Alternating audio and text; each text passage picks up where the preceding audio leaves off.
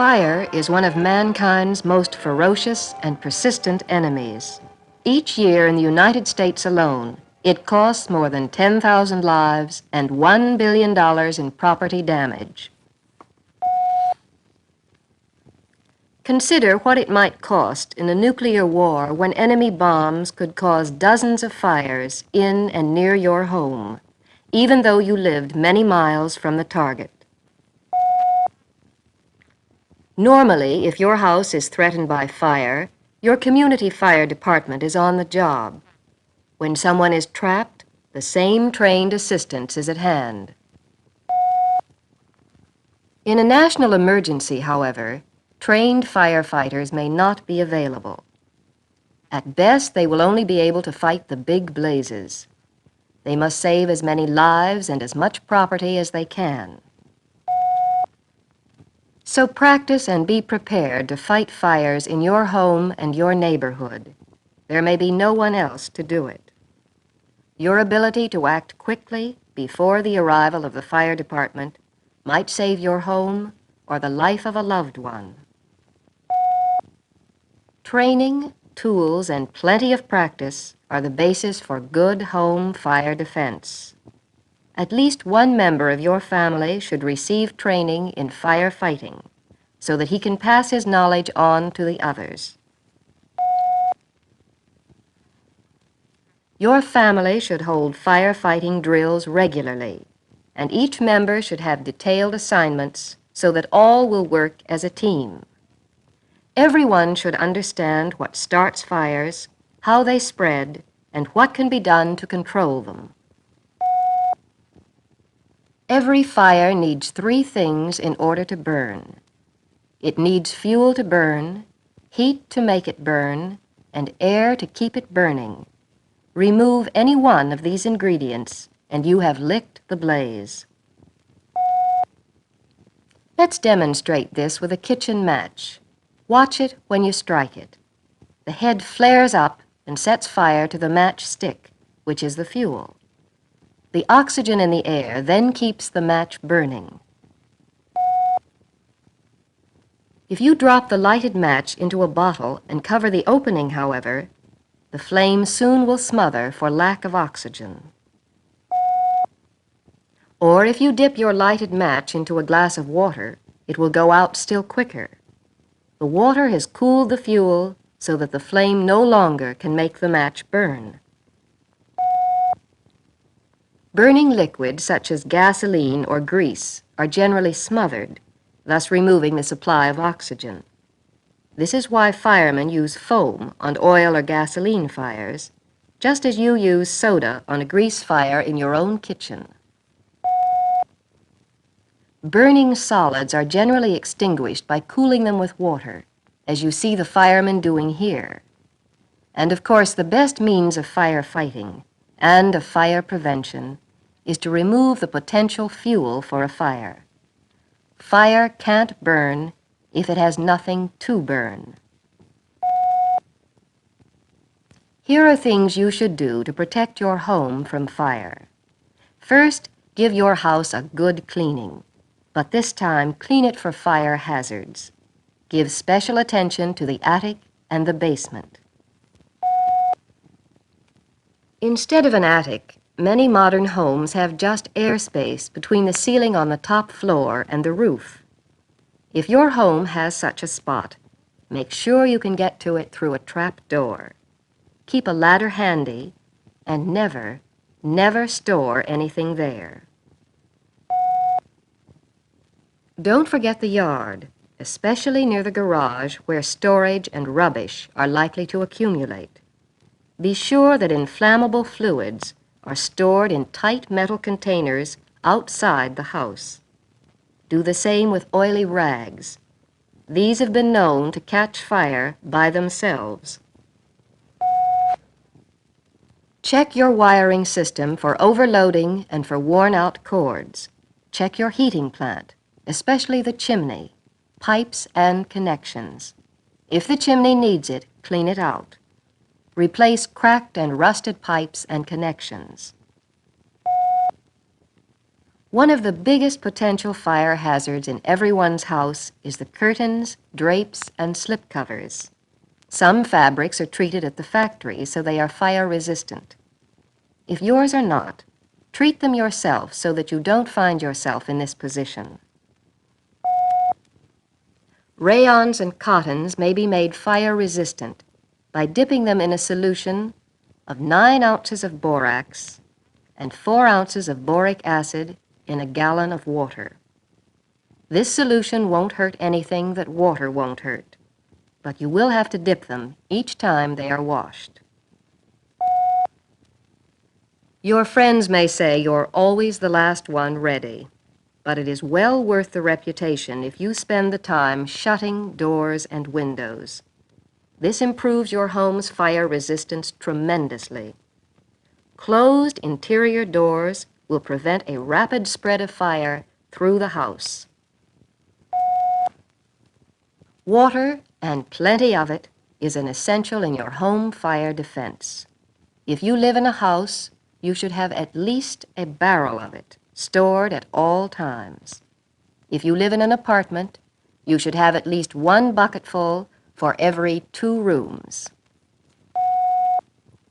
Keep the water in covered buckets in convenient spots on all floors. Don't run the risk of waiting until the alert sounds to draw water from the tap. If everyone did this, the pressure would fail.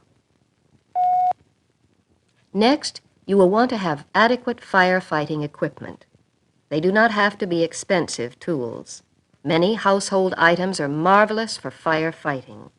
A broom, for instance, or burlap bags and small rugs which can be soaked in water. Your most useful tools will be a garden hose, a hand pump, and buckets for water and sand. To make the best use of your stored water, you will want a hand pump, either as a part of a water fire extinguisher or as a separate pump which can be used with any type of container. Remember, the taps probably will be shut off in an emergency. A hand pump extinguisher holds 4 or 5 gallons of water and is easy to refill. It should be operated by 3 people, 1 to use the hose, the second to pump, and a third to carry additional water. In a pinch, 2 persons can make out. Be sure your garden hose has a connection that will fit the faucets. Since the usual hose coupling will not go on the kitchen or bathroom faucets, you will have to have adapters on hand. If you have chemical fire extinguishers, keep them filled and be sure that every member of the family knows how to use them. They are excellent for small fires, but are of limited value in an emergency because they would be difficult to refill quickly. You will also want some buckets of sand for smothering fires, a long-handled shovel, and heavy gloves for disposing of burning objects. These will be especially helpful for kitchen grease fires which occur from time to time. Have a sturdy ladder on hand and keep it in good repair. An unsafe ladder is worse than none at all. When you use it, set the foot of the ladder about 1/5 of its length away from the wall. In climbing a ladder, put the balls of your feet on the center of the rungs. Keep your body erect. If you need to free both hands for work, brace yourself by hooking one knee over the rung above the one you are standing on. Then hook your toes around the lower rung or side rail. Having assembled your equipment, your next task is to make your family a firefighting team. Give every member assigned duties and coach him so that he will know how to perform them properly. Appoint a fire marshal to lead a systematic search for fire hazards, an inspector who will check the house and watch for the start of fires, and someone to be in charge of equipment. See that each member of the family knows what his job is whenever a fire does start. In fighting fires, don't lose your head. They can be fought successfully. Go to work with the tools at hand. Assume that help won't come, even though it may be on the way. Remember that any delay increases the fire's chances and lessens yours. Never stop fighting a fire except to save your own life. Don't try to search a burning building alone. Teamwork is always better. You can search more thoroughly and help each other if trouble arises. If possible, search from the top floor downward and look carefully in every hiding place. People who are confused, especially children and older persons, sometimes hide under the beds or in closets. If you should ever have to cope with incendiary bombs, such as those used so often during World War II, be sure to keep a piece of sturdy furniture between yourself and the bomb. Some contain a charge which blows up shortly after they start to burn. Spray the bomb and the area around it with water, avoiding a steady stream which might scatter the fire.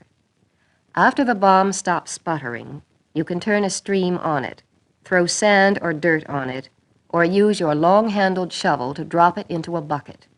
Then carry it outside. Along with your knowledge of home firefighting, you will need to know the rudiments of rescuing trapped persons. Like fighting fires, most rescue tasks require trained workers, and if possible, you should always leave ticklish rescue jobs to them.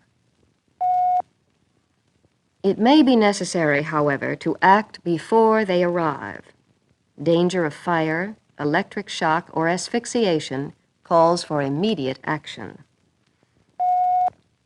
If you must act, take no more risks than absolutely necessary to ensure the victim's temporary safety. If the victim is unconscious, put her on the floor unless her injuries prohibit it. If you must move her, use one of the following methods. This is the fireman's drag. Turn the victim on her back and tie her wrists together. Then, kneeling astride her, put your head under her wrists and crawl forward, dragging her along. If you must move an unconscious person downstairs, place him on his back with his head toward the stairs. Put both arms under his armpits and cradle his head in the crook of one elbow. Then drag him downstairs slowly, letting his feet trail. This is called the incline drag. If you have a helper with you, a chair may be used. After lifting the victim gently into the chair, one rescuer carries the front legs and the other the back rest. This is called the chair litter carry. You can fashion an adequate stretcher from many things. A blanket, for instance, or 2 sweaters or jackets pulled over 2 stout poles. Or you can use your ironing board, a leaf from the dining room table, a door, or a shutter. Lay the piece on the ground, lift or slide the victim onto it gently, and tie him in place with strips of cloth. A 4-handed seat may be made by 2 rescuers. Each puts an arm around the victim's back and slips his other arm under the victim's thighs. By clasping wrists, one pair of arms makes the seat and the other the back rest. If the victim is in contact with a live wire, the rescuer must not touch her without protecting herself. Shut the current off if possible. If you can't, stand on dry wood or paper and cover your hands with heavy gloves or cloth before touching the victim. A still better system is to poke or pull the hot wire away from the victim with a dry stick, such as a broom handle or a rake handle. Leaking gas, fuel oil, or water are dangerous to unconscious persons. These hazards will be found especially in basements. When present, the victim must be removed immediately. Incidentally, Your utility companies probably have instructions for controlling damaged facilities. If you do not know what they are, check with the companies right away so that everyone in your family will know what to do if leaks develop. Your home rescue knowledge should also include knot tying. A rope will be one of your most valuable rescue tools, but not unless you know how to tie effective knots. Everyone in your family should learn the basic knots: the square knot, the bowline for lowering injured persons, the half hitch and clove hitch for moving timbers or other heavy objects. Remember to keep a good ladder around the house. This will be invaluable in rescue tasks. Use it properly. There will be enough casualties in an emergency without adding yourself to the list. If you have to lift debris or wreckage off of a victim, an excellent lever may be fashioned from many items around the house. A bed slat, spare length of pipe, pick or shovel or ironing board will do the job.